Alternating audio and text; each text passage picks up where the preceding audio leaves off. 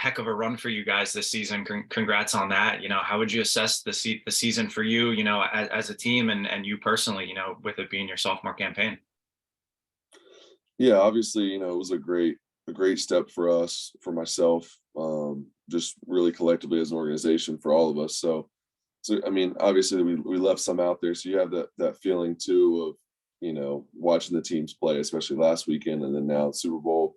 You want to be out there, and I think getting that close, winning a playoff game, getting to the divisional round, and then coming up a little short, obviously is disappointing, but I think we proved that we belong and that, that kind of our trajectory has been going up the past year. So I think that's exciting for all of us to know where we're headed, and obviously to have a great coach like Coach Peterson, and just to have that confidence in the organization and the future. The future is really bright. So I think all in all, looking at it after having a couple weeks to kind of take it in, it was a great year. I mean, we're all really proud of what we were able to do. It was a crazy season, some crazy games.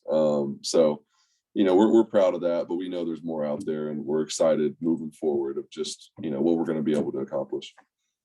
I was going to say, how do you keep that momentum going and knowing that the trajectory is up? You guys don't want to kind of come in and flatline or obviously go down. So, what's the off-season goals, for you personally and, and the team as well?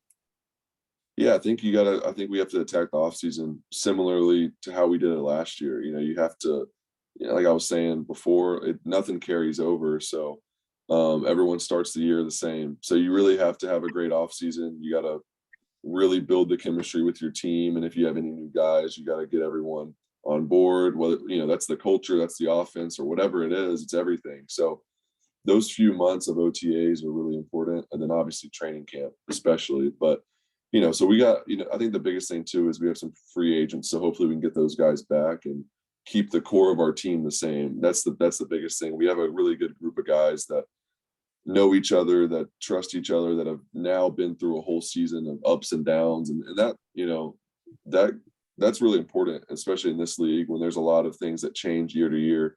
If you can keep a core group of guys together that think similarly and know each other and have played together and have that chemistry, I think that makes a big difference.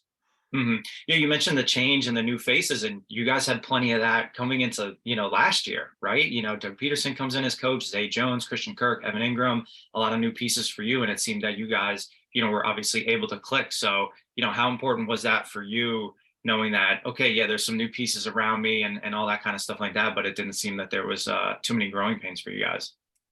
Yeah, I think one, we brought in, and credit to our coaches in front office, like we brought in the right people, so it's easier to work with guys. Like none of those guys have any like egos or anything like that. And I think that makes it harder when you have guys that might have an ego and you got to kind of work around, and it's harder to communicate and get things done. But all those guys have been great.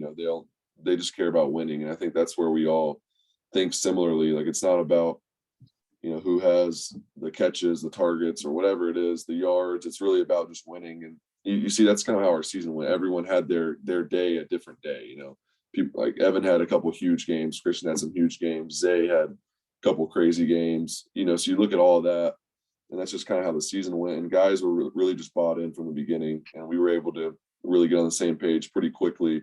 And we went through a little bit of some growing pains at the beginning of the season. I think the first half, we were just a little inconsistent offensively. I didn't play my best ball. So I think that took some time for us all to really build that chemistry. And I think halfway through the season, we really took off and started playing really well.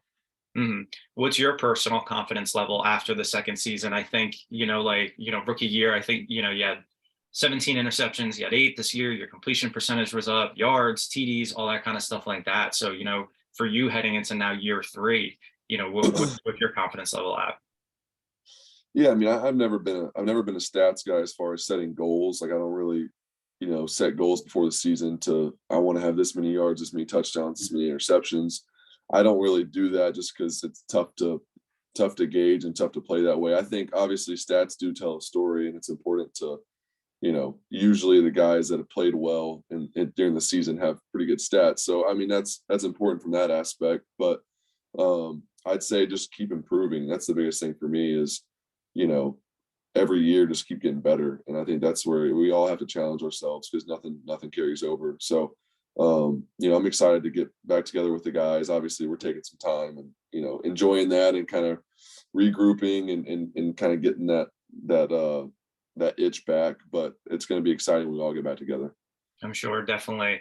You mentioned, some of the free agents and kind of keeping that core together and all that good stuff. And I think I saw a headline about you planning to make your voice heard about the Jaguars offseason direction.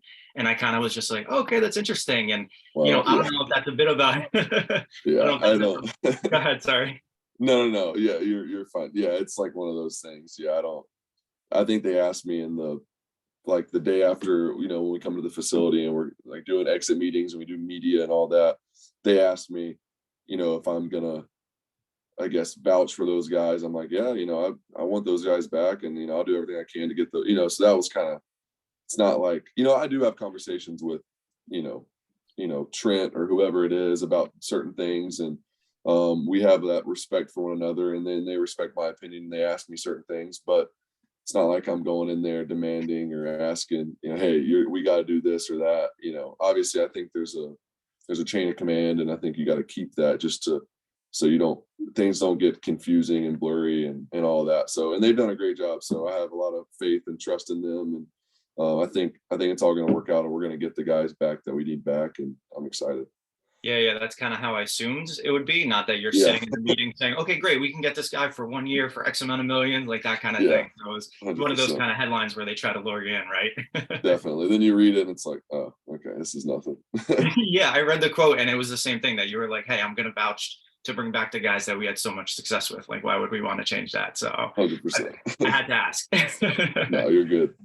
Um, obviously you're doing Pro Bowl stuff this weekend. Congratulations on that, first one for you. Appreciate But I know, for you as a competitor, that you'd rather be, focused on the Super Bowl next week. You played against the Chiefs in week 10 and again in the divisional, the Eagles in week 4. I just love to get your thoughts on the game, for the Super Bowl. Who do you think has the advantage here? Any predictions, anything like that? Oh man, I couldn't tell you. I think the Eagles are playing. I mean, the Chiefs are too. Obviously, they're both in the Super Bowl, so they're both playing great. But I think the Eagles have been really, really dominant. But I also don't anticipate the game being. I think it's going to be a one-score game either way. So I'll be interested to see kind of how that plays out. And obviously, the Eagles, it's no question they've been the more dominant team up until this point. Just look at what they've done in the previous 2 games in the playoffs. So, but the way the Chiefs, I mean, they're never out of a game, especially with Patrick. Like, that's a tough guy to beat. So I'll be interested to see kind of that defensive matchup. And the Chiefs defense is really good. I think they're really underrated because obviously we played them a couple weeks ago. So I'm interested to see just the defense honestly kind of go at it. And Philly has a really good defense. And I think it's gonna be a good game. If I had to pick, I don't know. It's hard to go against Patrick, but also, Philly's been on a roll. So I don't know. I guess I'd probably pick the Chiefs, and it's an AFC team. So I'd rather a team that beat us win the Super Bowl. Honestly, I don't know if Right. that's I don't know what the word is to call that, but I would probably rather the Chiefs win. But I'm excited to watch it. It's gonna be a great game. Yeah, definitely. And I was going to say, I know you're doing some work with Tostitos here, and I'd love to talk to you about that. And what are the plans for the Super Bowl? You're going to be out in Arizona? You're just going to be sitting at home on vacation, like, sitting Yeah, there no, whipping up some good recipes with Tostitos? What you got planned? yeah, I'll be out in Arizona, and I'm working with Tostitos. They launched a pop up. They're doing a pop up restaurant. What is Toast by Tostitos is the campaign, and it's gonna be a pop up restaurant in Arizona where they're using their chips and dips and everything to basically create items that are going to be on a menu that are kind of unique. It's like the one of them is even an ice cream using chips in some way. So like there's crazy stuff on there. So I'm excited to try it all. And then there's going to be a big social media giveaway where people can go on Instagram and comment on Tostitos last picture, their favorite snack. And then, we're going to pick a random winner. I'm going to send them a video from Arizona, basically just congratulating them. And we're going to send them a care package to kind of have like the ultimate Super Bowl party with all the snacks and chips and some of the stuff from the menu. So it's going to be cool. I love it. Tostitos and ice cream. I don't know about that one. You got to let me know how it is. they could, I trust them. I mean, I'm sure it's going to be good. I can't give you any more information on that because I don't know enough, but I saw it on the menu, so it looks pretty good.